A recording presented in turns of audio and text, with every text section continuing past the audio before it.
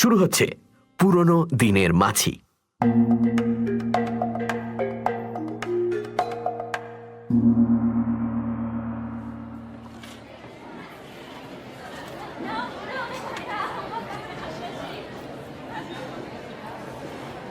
খাওয়া দাওয়া হই হুল্লোড় সব মিলিয়ে আসর যখন একেবারে জমজমাট, ঠিক তখনই তাতা এসে শাড়ির আঁচলে ছোট্ট টান মেরে আমাকে একপাশে ডাকলো। আমি অবাক চোখে ওর দিকে তাকাতেই ও চাপা গলায় বলল, রুমকা আসতে পারবে না। পিসিমণি বলল কদিন ধরেই যেন কি হয়েছে, ঘর ছেড়ে একদম বেরোচ্ছে না, সব সময় জানলা দরজা বন্ধ করে বসে আছে। তাতার কথায় বেশ অবাক হয়ে গেলাম। রুমকা আসবেন না? উচ্চ মাধ্যমিক পরীক্ষায় দারুণ রেজাল্ট করেছি আমি, সেই উপলক্ষে আমাদের বাড়িতে আজ খাওয়া দাওয়া হইচই।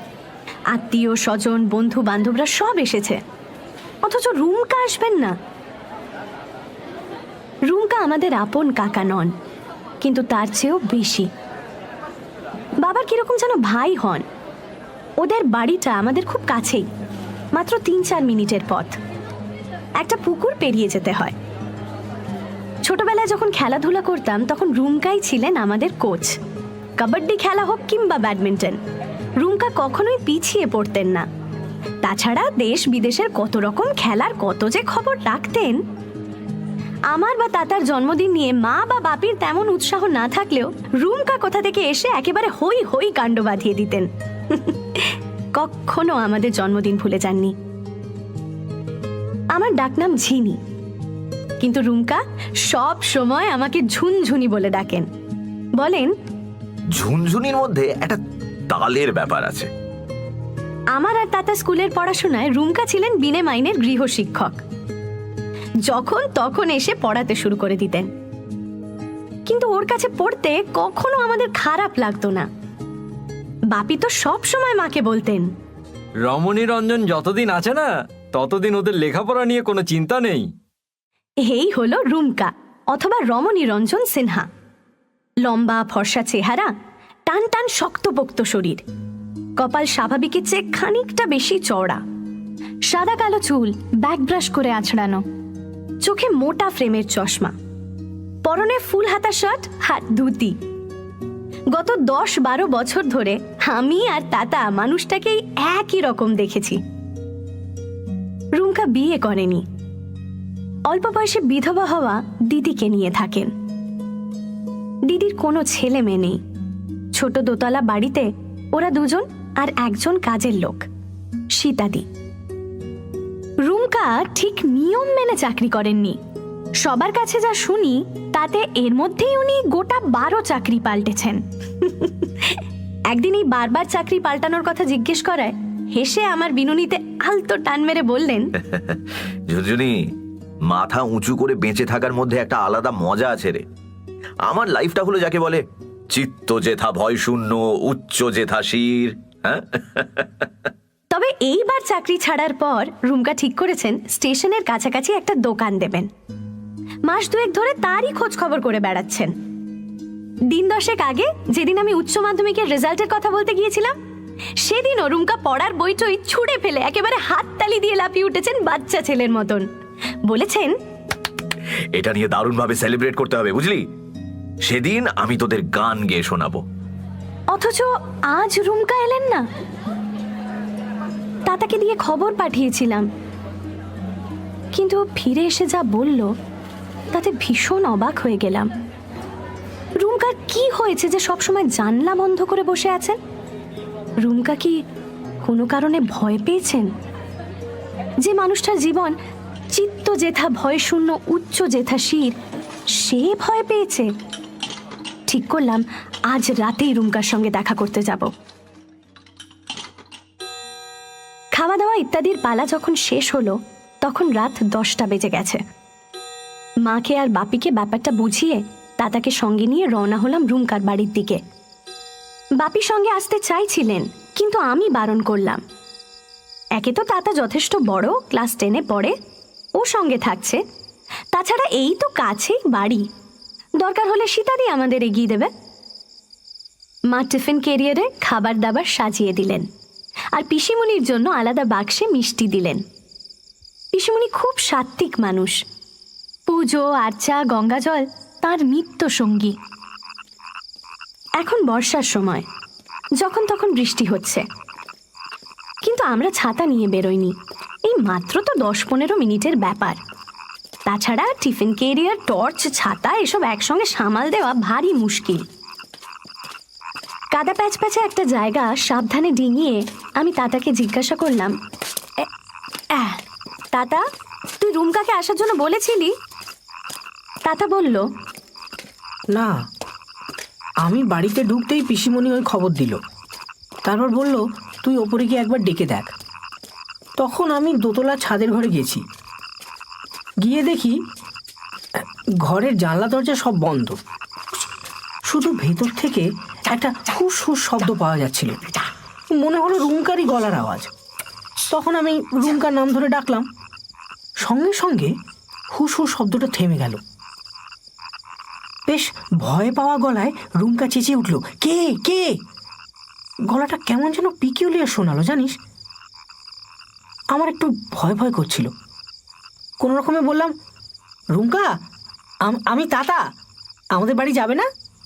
অমনি সব চুপচাপ হয়ে গেল, কোনো সাড়া শব্দ পাওয়া গেল না। আর আমি আরও 2-3 বার রুমকার নাম ধরে ডাকলাম, কিন্তু সেই নো রিপ্লাই। তখন আমি ছুটে পালিয়ে এসেছি। তাতার কথা শুনে আমার অবাক হওয়ার ব্যাপারটা আরও বাড়ছিল। মাথা ঠিকমতো কাজ করছিল না। আমরা পুকুরের পাশ দিয়ে যাচ্ছিলাম। পুকুরটা জলে জলে টইটুম্বুর। অন্ধকারে জল ভালো করে ঠাহর হচ্ছে না। 2-1 জায়গায় আলোর টুকরো ঠিকরে পড়েছে। ব্যাঙদের বর্ষা অধিবেশন এখানে আরো জোরদার। জলো বাতাসে পুকুর পাড়ের 2টো মাঝারি গাছ এপাশ ওপাশ দুলছে। একটু দূরেই রুমকাদের বাড়ি, অন্ধকারে চুপচাপ দাঁড়িয়ে। বাড়ির কোথাও কোনো আলো চোখে পড়ছে না। এর মধ্যেই ওরা সবাই শুয়ে পড়লেন নাকি? মনের মধ্যে একটা শিরশিরে অস্বস্তি নিয়ে রুমকাদের বাড়ি পৌঁছালাম।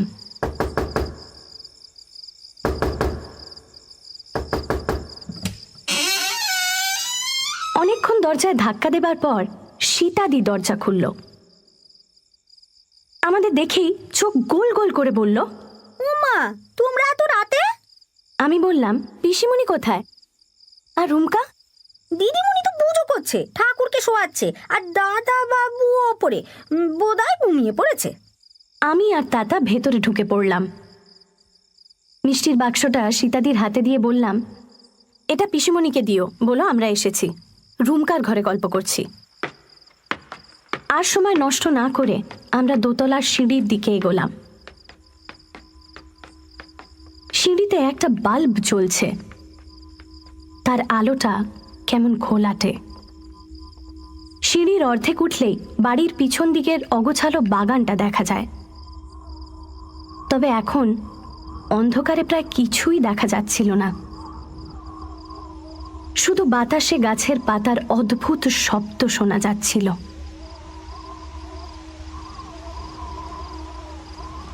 দোতলার অর্ধেকটা ছাদ আর বাকিটা রুমকার ঘর। অন্ধকার ছাদে আরো গাঢ় একতাল অন্ধকারের মতো ঘরটা একপাশে দাঁড়িয়ে। ঘরে আলো জ্বলছে কিনা বোঝার উপায় নেই, কারণ দরজা জানলা সব বন্ধ। ঘরের দরজার কাছে গিয়ে আমি রুমকা রুমকা বলে ডাকলাম। ধাক্কাও দিলাম কয়েকবার। ঘরের ভেতরে বইটই জাতীয় কিছু একটা পড়ে যাওয়ার শব্দ হলো। তাতা পিছন থেকে আমার হাত ধরে টান মারল। চাপা গলায় বলল, দিদি দিদি দিদি চল, দিদি চল চল, দিদি চল, চলে যায় দিদি, দিদি আমার খুব ভয় করছে, দিদি চল, দিদি দিদি চল চল। আমি ওর কথা গ্রাহ্য না করে আবার ডাকলাম, রুমকা রুমকা খোলো। কোনো সাড়া নেই। অনেকক্ষণ ধরে ডাকাডাকি করেও যখন সাড়া পেলাম না, তখন চেঁচিয়ে বললাম, রুমকা, আমি আর তাতা তোমার জন্য খাবার নিয়ে এসেছি। আমার পরীক্ষার রেজাল্টে তুমি খুশি হওনি? তাই বুঝি নেমন্তন্নে গেলে না? কোনো জবাব এলো না ভেতর থেকে। তাতা আবার আমার হাত ধরে টান মারল, কিন্তু আমার তখন জেদ চেপে গেছে। চেঁচিয়ে বললাম, তুমি দরজা না খুললে আমরা দুজন সারা রাত এখানে দাঁড়িয়ে থাকবো, বৃষ্টিতে ভিজবো। দেখি তুমি কতক্ষণ বন্ধ করে থাকো। এমন সময় মেঘ ডেকে উঠল। বিদ্যুতের রেখা ঝলসে গেল আকাশের এ প্রান্ত থেকে ও প্রান্তে। আর প্রায় একই সঙ্গে খটাস করে খুলে গেল রুমকার ঘরের দরজা। দরজায় দাঁড়িয়ে চিত্ত যেথা ভয়শূন্য, উচ্চ যেথা শির মানুষটা। কিন্তু আলো ছায়ার মাঝেও স্পষ্ট দেখতে পেলাম ওর মাথাটা বেশ ঝুঁকে পড়েছে। যাকে আমি সবচেয়ে বেশি ভালোবাসি সেই মানুষটাকে যে কি অবস্থায় দেখলাম, আমার চোখে জল এসে গেল পলকে। রুমকা রুমকা আমার হাত ধরে পরম স্নেহে মাথায় হাত বোলালেন। বললেন, ভিজিসনি তো? আয় আয় ভেতরে আয়। আয় তাতা। রুমকার ঘরে ঢুকতেই চট করে দরজা বন্ধ করে দিলেন রুমকা। তারপর বেশ নিশ্চিন্ত ভঙ্গিতে বিছানায় গিয়ে বসলেন। মাথাটা কিন্তু সামান্য ঝুঁকেই রইল। রুমকার ঘরে প্রথমেই যেটা চোখে পড়ে সেটা হলো বই। দেওয়ালের তাকে, বিছানায়, মেঝেতে এলোমেলোভাবে রাখা অসংখ্য বই। ওর অভ্যেস হলো পেন্সিল দিয়ে বইয়ের পাতায় পাতায় অসংখ্য মন্তব্য লেখা।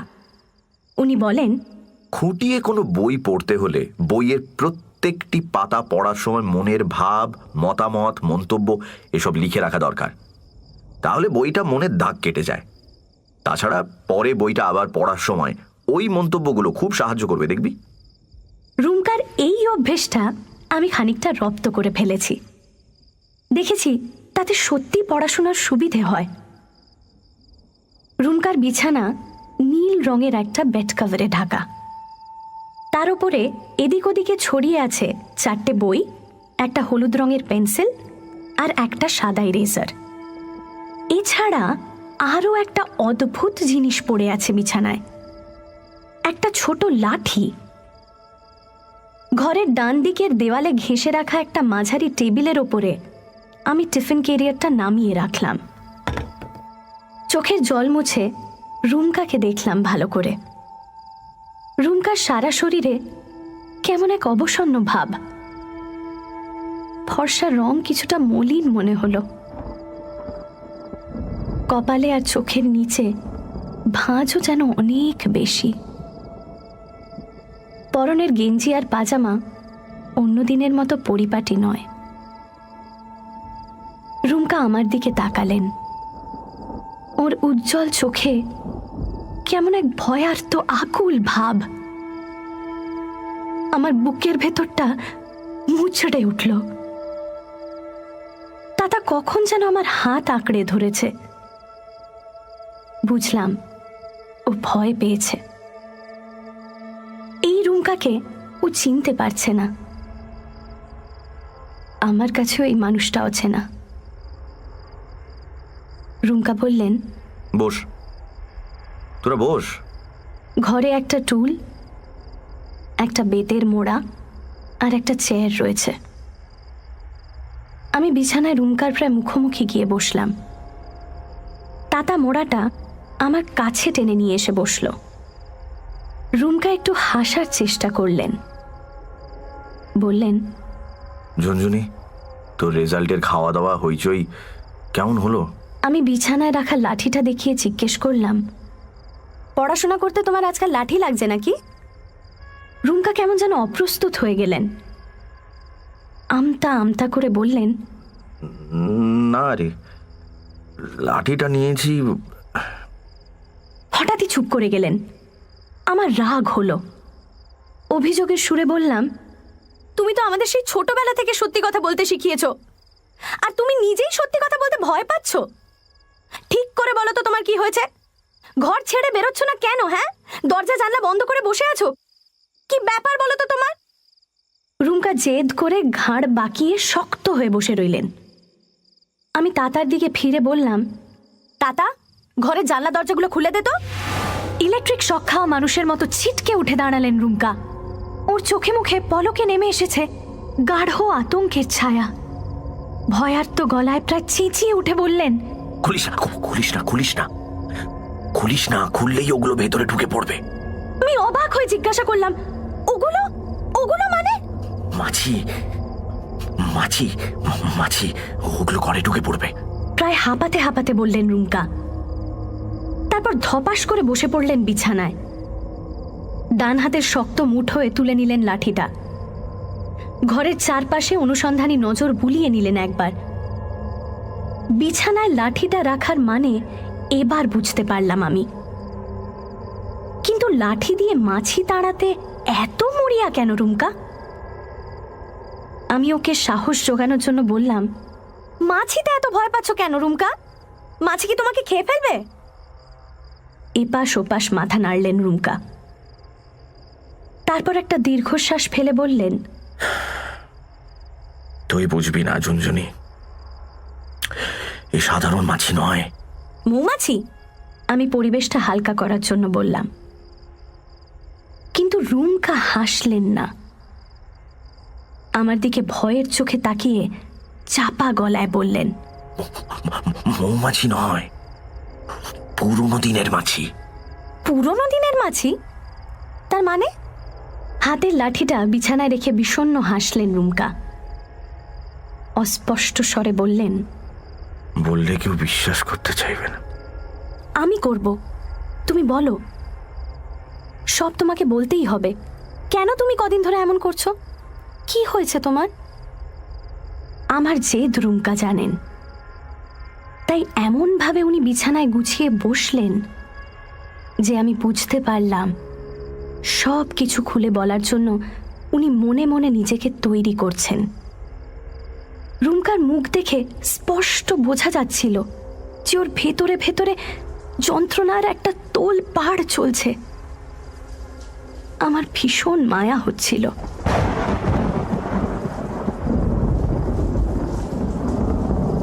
আচমকা বাজ পড়ার শব্দে আমাদের কানে যেন তালা লেগে গেল।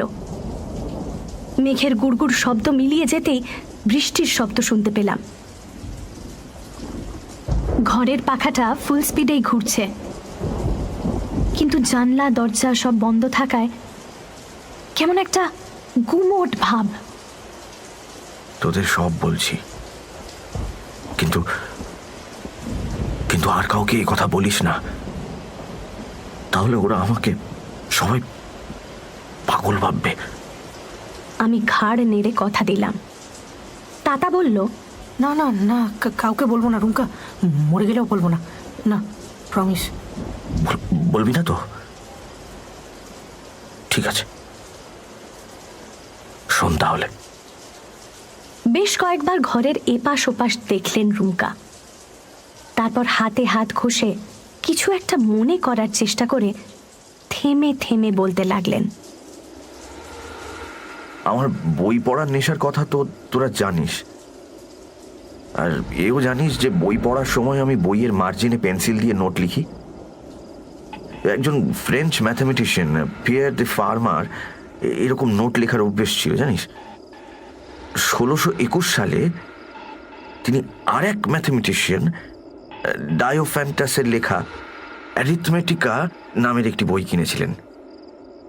সেই বইয়ের মার্জিনে তিনি এমন একটি মন্তব্য লিখে গিয়েছিলেন যা থেকে ফার্মার্স লাস্ট থিওরেম নামে একটি উপপাদ্যের জন্ম হয়। এই উপপাদ্যটা প্রমাণ করতে অঙ্কবিদদের 327 বছর লেগে গিয়েছিল। 327 ইয়ার্স। কথা বলতে বলতে আমার মনে হলো রুমকা নিজের স্বাভাবিক ছন্দ ফিরে পাচ্ছেন।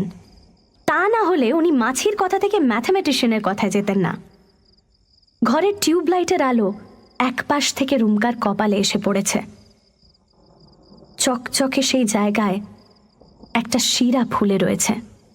যাকে ফার্মার কথা থাক, আমার কথা বলি। রুমকা আবার বলতে শুরু করলেন, বইয়ের মার্জিনে নোট লেখার জন্য আমি একসঙ্গে 1 ডজন করে পেন্সিল কিনে রাখি। সেগুলো শেষ হয়ে হয়ে যখন একটা পেন্সিলে এসে ঠেকে, তখন আমি কলকাতা থেকে আবার নতুন 1 ডজন পেন্সিল কিনে নিয়ে আসি। ঝুনঝুনি তো জানিস, ওই কোহিনূর পেন্সিল আমার বরাবরই বেশি পছন্দ। কলকাতায় গিয়ে কলেজ স্ট্রিট পাড়ার পটুয়াটোলার একটা পাইকারি খাতা পেন্সিলের দোকান থেকে আমি সব সময় ওই কোহিনূর পেন্সিল কিনি। শুধু পেন্সিল কেন, কাগজ, ইরেজার এসবও আমি ওই দোকান থেকেই কিনি। তো ঠিক 7 দিন আগে আমি কয়েকটা কাজে কলকাতায় গিয়েছিলাম। আগের পেন্সিলগুলো শেষ হয়ে গিয়ে ওই একটা এসে ঠেকেছিল। তাই কলেজ স্ট্রিট পাড়ায় এসে ঠিক করলাম 1 ডজন পেন্সিল কিনে নিয়ে যাব। সেই দিনটা ছিল মেঘলা। দুপুর 2টো নাগাদ আমি পটুয়াটোলার সেই দোকানটায় গেলাম। আর তারপর থেকে যত সব অদ্ভুত ব্যাপার শুরু হলো। রুমকা থামলেন, কপালে হাত বুলিয়ে বোধহয় ঘাম মোছার চেষ্টা করলেন। চোখের চশমাটা অকারণেই বার কয়েক নাড়াচাড়া করলেন। তাতা কৌতূহলের গলায় জিজ্ঞাসা করল, কি কি শুরু হলো? রুমকা কয়েকবার ঢোক গিলে বলতে শুরু করলেন, দোকানটার নাম গ্লোব কনসার্ন। মাঝারি মাপের একটা রংচঙে সাইনবোর্ডে শৌখিন হরফে নাম লেখা। দোকানটার সুনাম যথেষ্টই আছে, কারণ গলির মধ্যে হলেও সেখানে সবসময় খদ্দেরের ভিড় লেগেই থাকে। কিন্তু সেদিন দোকানটার কাছাকাছি গিয়েই আমি খানিকটা তাজ্জব হয়ে গেলাম। দুপুরের মেঘলা আকাশ থেকে অদ্ভুত একটা আলো চারপাশে ছড়িয়ে পড়েছিল। সেই অপার্থিব আলোয় দেখলাম দোকানটার সামনের পিচের রাস্তাটা একেবারে পাল্টে গেছে। কোথায় সেই খানাখন্দে ভরা ময়লা পিচের পথ, তার বদলে মসৃণ পরিষ্কার এক শান বাঁধানো চত্বর চোখে পড়ল আমার। ওই চত্বরটা ওই গলির তুলনায় মাপে অনেক বড়। আমি অবাক হয়ে এপাশ ওপাশ দেখতে লাগলাম। ঠিক তখনই আর একটা অদ্ভুত ব্যাপার আমি খেয়াল করলাম। দোকানটা এমন এলাকায় যেখানে শব্দের ঝালাপালা সারাক্ষণ লেগেই আছে। তোর এই ট্রামের ঘর ঘর, বাস গাড়ির শব্দ, রিক্সা, সাইকেল ভ্যান, বইয়ের স্টল, মুটে পথচারী, কি নেই সেখানে। কিন্তু সেদিন ওই শান বাঁধানো চত্বরে পা দেওয়া মাত্রই চারপাশের হরেক রকম শব্দ এক পলকে কোথায় যেন মিলিয়ে গেল। সব চুপচাপ, যেন ভুল করে কোনো উপাসনা স্থল বা মন্দিরে পা দিয়ে ফেলেছি। একটু দূরে আমি দোকানটা দেখতে পাচ্ছিলাম, তবে গ্লোব কনসার্নের সাইনবোর্ডটা চোখে পড়ল না। তার বদলে রংচটা লম্বা একটা সাইনবোর্ড দেখতে পেলাম। তার অক্ষরগুলোর এমনই দুর্দশা যে ভালো করে কিছু পড়া যাচ্ছে না। তাছাড়া সবকিছু কেমন ঝাপসা লাগছিল আমার চোখে। দোকানটার দুপাশে নকশা কাটা 2টো থাম, তাদের গায়ে খোদাই করে কি সব যেন লেখা। তবে ডান দিকের থামে একেবারে শেষ লাইনে 1906 সংখ্যাটা লেখা ছিল। এটা মনে আছে আমার। আমি খানিকটা ইতস্ততভাবে পা ফেলে দোকানে গিয়ে ঢুকলাম। অবাক হয়ে দেখলাম যে দোকানটা খাতা, পেন্সিল, কাগজ এসবে একদম ঠাসা থাকে, সেটা একেবারে খাঁ খাঁ করছে। আর দোকানটাকেও বেশ অন্যরকম লাগছে। সামনে পালিশ করা কাঠের লম্বা কাউন্টার, কাউন্টারের ওপাশে কেউ নেই। দোকানের মালিককে আমি চিনি, মানে মুখ চিনি। পেটে মতো, মাথায় টাক, ধুতি পাঞ্জাবি পরেন, পান খাওয়ার অভ্যেস আছে।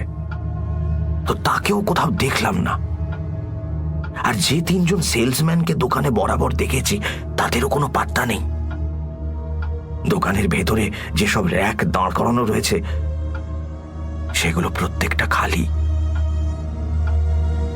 দোকানের পিছন দিকের দেয়ালে একটা বড় পেন্ডুলাম ঘড়ি চোখে পড়ল আমার। একটা পেঁচানো তারের সঙ্গে ধাতুর পিণ্ডটা ঝুলছে, আর ঘড়িটার সব কলকবজা একটা কাচের গ্লোবের মধ্যে বসানো, ফলে বাইরে থেকেই যন্ত্রপাতির নড়াচড়া, কাজকর্ম সবকিছুই দেখা যাচ্ছে। ঘড়িটা দেখেই বেশ পুরনো মনে হচ্ছিল। পরে বইপত্র পড়ে জেনেছি ওই ঘড়ি কম করেও 150 বছরের পুরনো। এগুলোকে বলা হতো 400 ডে ক্লক, কারণ একবার দম দিলে এই ঘড়ি 400 দিন চলত। সে সময় এই ঘড়িগুলো ইউরোপ আর আমেরিকায় খুব পপুলার ছিল। এত পুরনো পেন্ডুলাম ঘড়ি এই দোকানে কোথা থেকে এলো কে জানে। তাছাড়া দোকানেও তো কাউকে দেখতে পাচ্ছি না।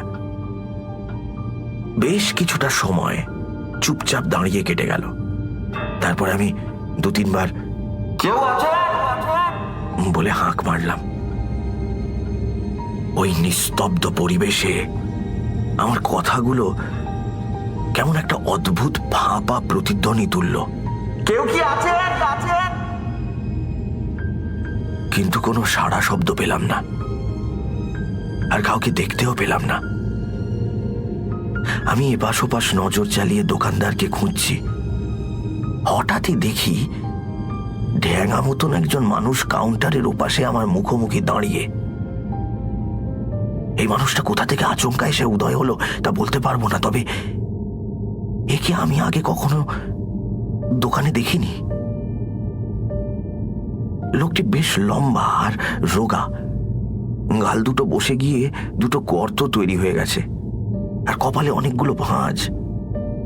মাথায় চুল প্রায় নেই বললেই চলে। দু চোখে সুরমা জাতীয় কিছু একটা লাগানো, আর তার জন্য চোখ দুটোকে চেরা গর্ত বলে মনে হচ্ছে। বয়স 70-70 হবে। পরনে ঘিয়ে রঙা স্যাটিনের ফুল হাতা জামা, তাতে বুকের বাঁদিক ঘেঁষে বোতামের শাড়ি নেমে গেছে, আর চওড়া পাড় শান্তিপুরি ধুতি বেশ যত্ন করে কোঁচানো। লোকটির গোটা মুখ আর হাত বেশ ফ্যাকাশে, যেন হোয়াইট ওয়াশ করা। ঠোঁট জোড়া টুকটুকে লাল। সে বিড়বিড় করে কি যেন বলল আমাকে, কিন্তু আমি কিছুই শুনতে পেলাম না জানিস। শুধু দেখলাম জিভ আর মুখের ভেতরটা ঠোঁটের মতোই টকটকে লাল, যেন এইমাত্র এক বোতল আলতা গিলে এসেছে। লোকটিকে ঘিরে অদ্ভুত এক আবছা কুয়াশা নড়ে চড়ে বেড়াচ্ছিল, আর বর্ষার গুমোটের মধ্যেও আমার একটু শীত শীত করছিল। আমি হতভম্ব চোখে মানুষটাকে দেখছিলাম। লোকটি যেন হাওয়ায় ভেসে আমার কাছে এগিয়ে এলো। আমাদের দুজনের মাঝে তখন শুধু এই কাঠের কাউন্টার। লোকটির ঠোঁট নড়ে উঠল আবার। বোধহয় জিজ্ঞেস করল, কি চাই? আমি ইতস্তত করে 1 ডজন কোহিনূর HB পেন্সিলের কথা বললাম। এমন সময় 2-3 জনের কান্নার শব্দ আমার কানে এলো।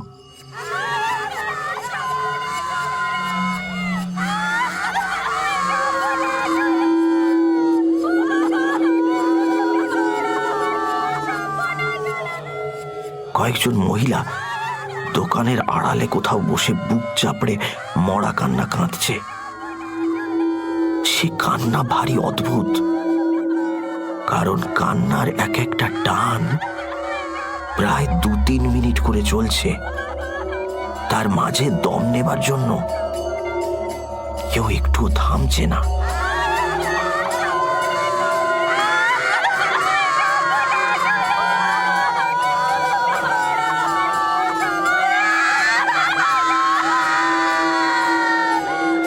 কান্নার শব্দের সঙ্গে সঙ্গে খোল করতালের শব্দও হালকাভাবে কানে এলো, আর সেই সঙ্গে অগরুর মতো গন্ধ যেন টের পেলাম। বৃদ্ধ দোকানদার পেন্সিল নিয়ে আসার জন্য দোকানের পিছন দিকে কোথায় যেন মিলিয়ে গেল। তখনই দোকানের ভেতর দিকে মেঝেতে কালো কাপড়ে ঢাকা একটা খাঁচা আমার নজরে পড়ল। রুমকা দম নেবার জন্য একটু থামতেই আমি চাপা গলায় জিজ্ঞেস করলাম, কিসের খাঁচা রুমকা? রুমকা দীর্ঘশ্বাস ফেলে বললেন, জানি না, তবে তার ভেতরে কিছু একটা ছিল, কারণ সেটা নড়ছিল। খাঁচার ফাঁক ফোকর দিয়ে বোধহয় মাথা বাড়াচ্ছিল, ফলে কালো কাপড়টা বারবার এদিক ওদিক উঁচু হয়ে উঠছিল। খাঁচার ভেতর থেকে একটা ফোঁস ফোঁস শব্দ আর ডানা ঝাপটানোর শব্দ শোনা যাচ্ছিল। কিন্তু কিন্তু আগেই তো বলেছি, প্রত্যেকটা শব্দ কেমন ফাঁপা, আর তার অদ্ভুত এক প্রতিধ্বনিময় রেশ কেমন যেন নেশা ধরিয়ে দিচ্ছিল। একটু পরেই দোকানদার কাউন্টারের কাছে এলো।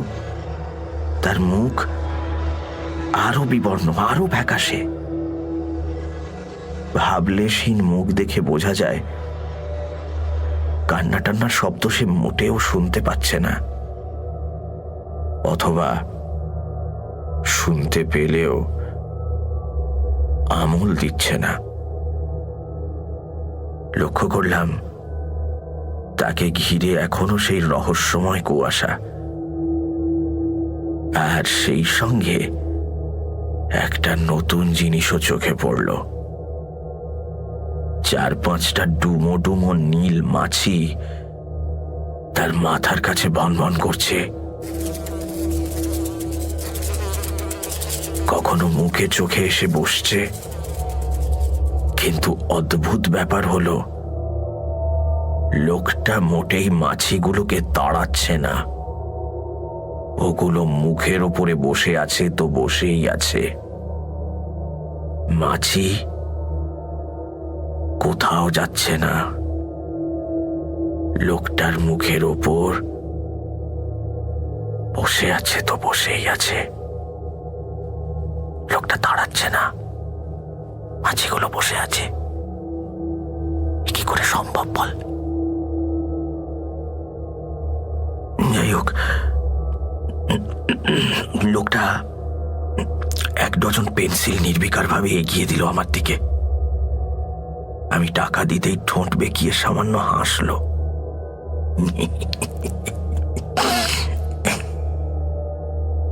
এই টাকা চলবে না, পেন্সিলগুলো আপনি এমনি নিয়ে যান। না, লোকটার কথা আমি শুনতে পাইনি, তবে ওর ঠোঁট নাড়া দেখেছি, আর তাই থেকেই হয়তো কথাগুলো আন্দাজ করে নিয়েছি। সে যাই হোক, পেন্সিলগুলো মুঠো করে হাতে নেওয়া মাত্রই আমি একটা ধাক্কা খেলাম। নীল রঙের পেন্সিলগুলো বরফের মতো ঠান্ডা।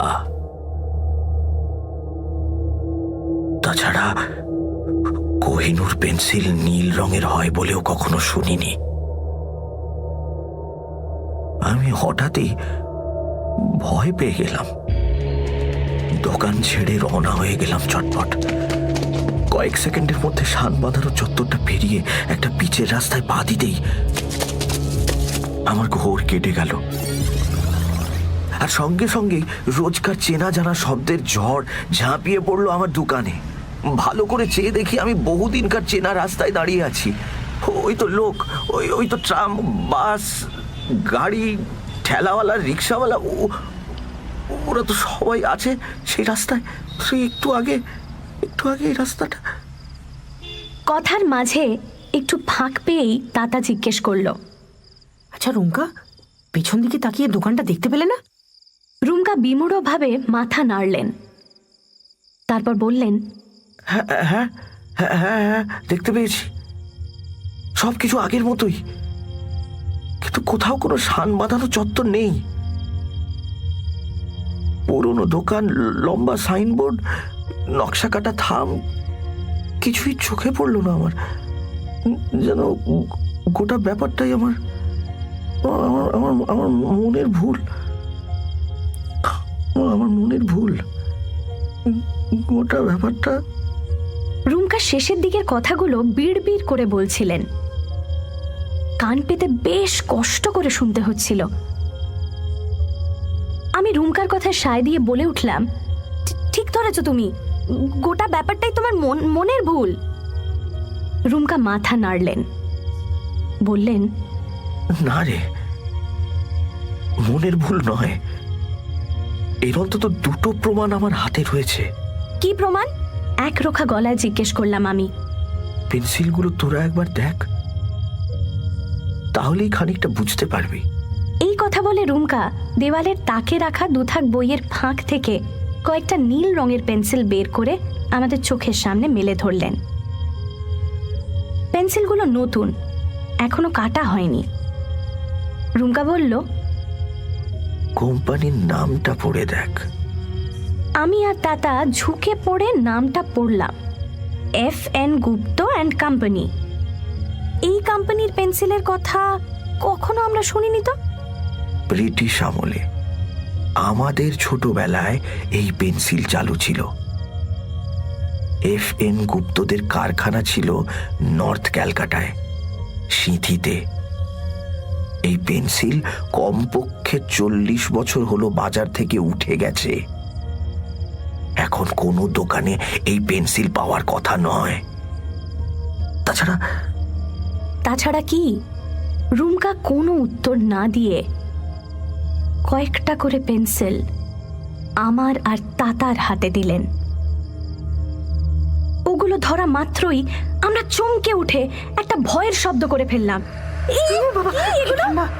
ওগুলো সঙ্গে সঙ্গে ফেলে দিলাম বিছানায়। পেন্সিলগুলো যেন বরফ দিয়ে তৈরি। এটাই বলতে চাইছিলাম, সেই দিন থেকেই এই পেন্সিলগুলো এইরকম কনকনে ঠান্ডা। এটাই একটা প্রমাণ যে ব্যাপারটা আমার মনের ভুল নয়। আমার মনের ভুল নয়। আমার মনের ভুল নয়।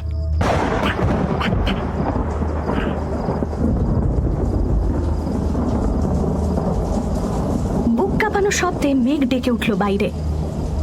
বৃষ্টির শব্দ কয়েক গুণ বেড়ে গেল যেন। রুমকার টেবিল ঘড়িতে রাত প্রায় 11:15। আমরা বাড়ি ফিরবো কি করে কে জানে। মা বাপি নিশ্চয়ই চিন্তা করবেন, কিন্তু রুমকার দিশেহারা মুখের দিকে তাকিয়ে আমি আর অন্য কোনো কথা ভাবতে পারছিলাম না।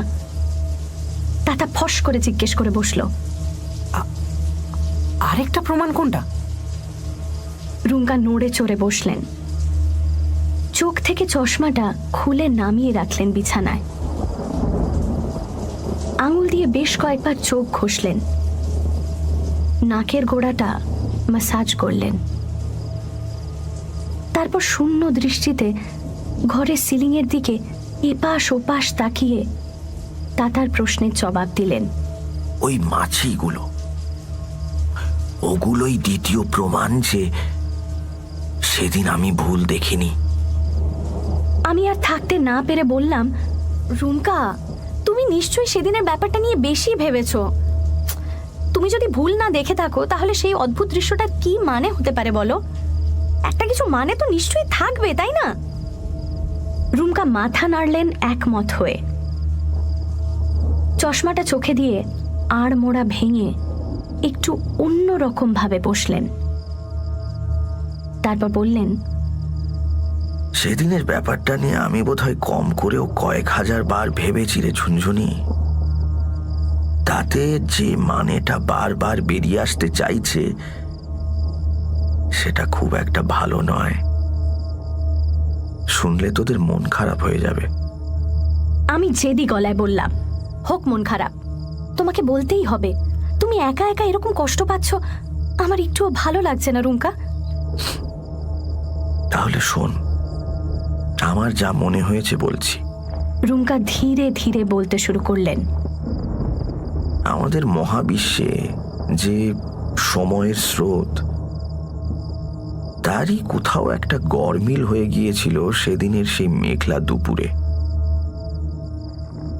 এ ধরনের ব্যাপারকে অনেকে টাইম স্লিপ বলেন। এই টাইম স্লিপের জন্যই হয়তো সেদিন হঠাৎ করে আমি 1906 সালে স্থাপিত হয়েছে এমন একটা দোকান ঘর দেখে ফেলেছিলাম। দোকানটা সবকিছুই অন্তত 50-60 বছরের পুরনো। ওই দোকানদার, পেন্সিল, খাঁচা, মাছি সবই পুরনো আমলের। সুতরাং বলতে পারিস কোনো এক ঘটনা চক্রে এখনকার সময়ের সঙ্গে পুরনো সময়ের একটা যোগাযোগ হয়ে গিয়েছিল। তাহলে কি বলতে চাও? 50-60 বছর আগে ওই দোকানটার জায়গায় ওইরকম একটা ভুতুড়ে দোকান ছিল? আমি প্রথমটায় তাই ভেবেছিলাম, তাই ও পাড়ায় গিয়ে খোঁজ খবরও করেছিলাম, কিন্তু কেউ কিছু বলতে পারেনি। শুধু এটা জেনেছি এখনকার দোকানটা মাত্র 18 বছরের পুরনো। তার আগে ওখানে একটা চীনে লন্ড্রি ছিল। আচ্ছা রুমকা, মাছিগুলো ওরকম ভাবে উঠছিল কেন? এমনিতে তো মরা মানুষের মুখে ওরকম মাছি বসে। রুমকা ধীরে ধীরে মাথা দোলালেন, বললেন, সেটাই তো ভারী অদ্ভুত। আমার যা মনে হয়েছে সেটা ভালো নয়, তবু তোরা যখন জোর করছিস তখন বলি।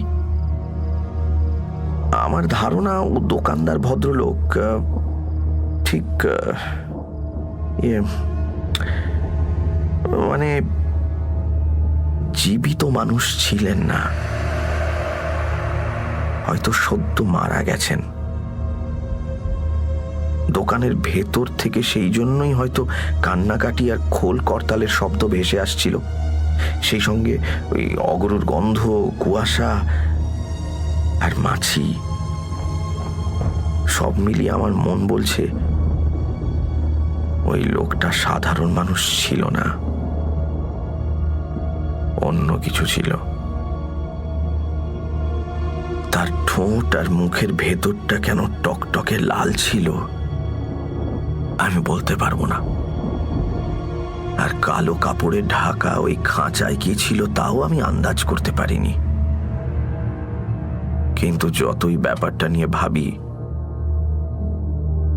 ততই আমার ভয় করতে থাকে। সময়ের বিশাল একটা ফারাক ডিঙিয়ে আমার কিছুক্ষণের জন্য যোগাযোগ হয়েছিল পুরনো সময়ের সঙ্গে। সেখান থেকে কেমন করে জানি না পেন্সিলগুলো আর মাছিগুলো চলে এসেছে আমার কাছে। এই দুটো প্রমাণ সব সময় আমাকে ওই মেঘলা দুপুরটার কথা মনে করিয়ে দেয়। তাছাড়া তোরা তো জানিস কমাস ধরে আমি একটা দোকান খোলার কথা ভাবছি।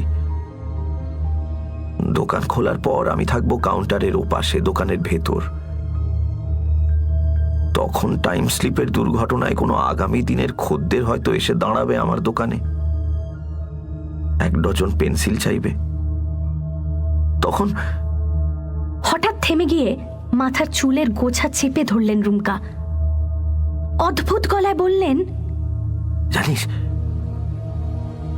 জানিস যখন আমি এসব কথা ভাবি তখন কিরকম পাগল পাগল লাগে। মনে হয়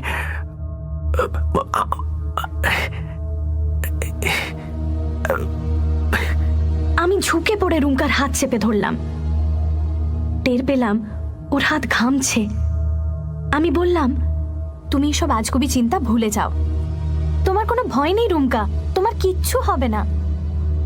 রুমকা অবসন্ন গলায় বললেন, ভুলতে হয়তো পারতাম, কিন্তু পারছি না শুধু ওই মাছিগুলোর জন্য।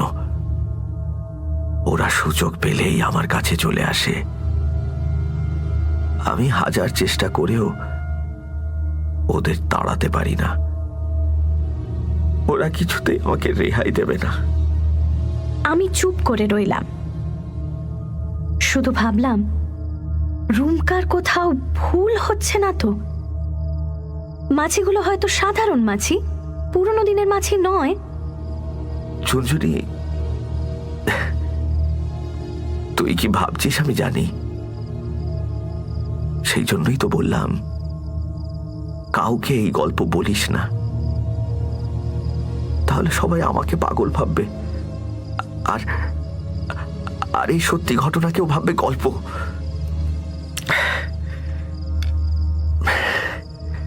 যাকে অনেক রাত হয়ে গেছে, তোরা এবার বাড়ি যা।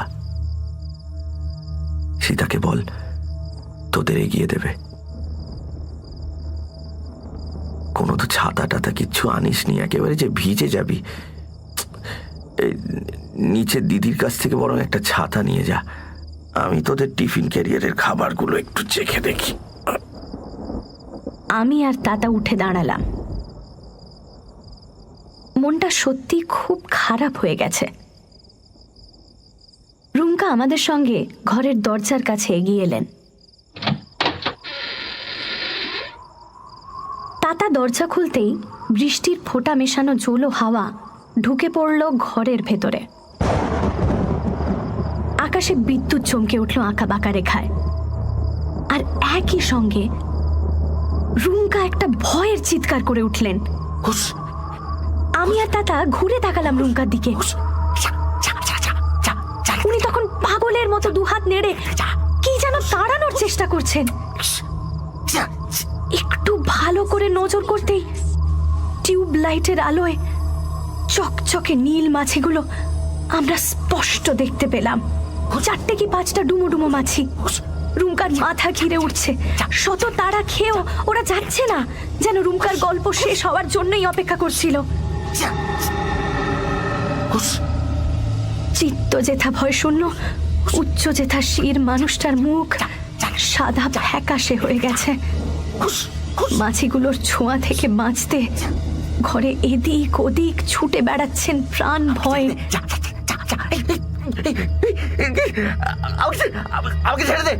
আমি ছুটে এগিয়ে গেলাম রুমকার কাছে, হাত নেড়ে তাড়াতে চাইলাম মাছিগুলোকে, আর বারবার চেঁচিয়ে বলতে লাগলাম, ভয় পেও না রুমকা, একটুও ভয় পেও না, এগুলো তোমার কিচ্ছু করতে পারবে না, দেখো না দেখো, এক্ষুনি তাড়িয়ে দিচ্ছি। মাছিগুলো তাড়াতে গিয়ে আমি হাঁপিয়ে পড়ছিলাম, কিন্তু তখনও ভয় পাইনি। মাছিগুলো সাধারণ মাছির তুলনায় একটু বড়, এই যা, তার বেশি কিছু নয়। কিন্তু হঠাৎ হাত নাড়তে গিয়ে 2টো মাছি আমার হাতে লাগলো, আর তার সঙ্গে সঙ্গে আমার বুকের ভেতরটা হিম হয়ে গেল। শরীরের ভেতরে একটা বরফের স্রোত বয়ে গেল। বুঝলাম রুমকা একটুও ভুল বলেননি, এগুলো সত্যি পুরনো দিনের মাছি।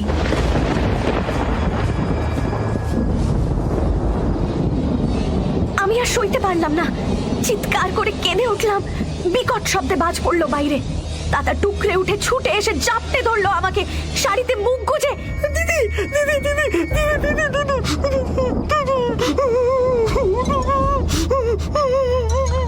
বলে ডাকতে লাগলো।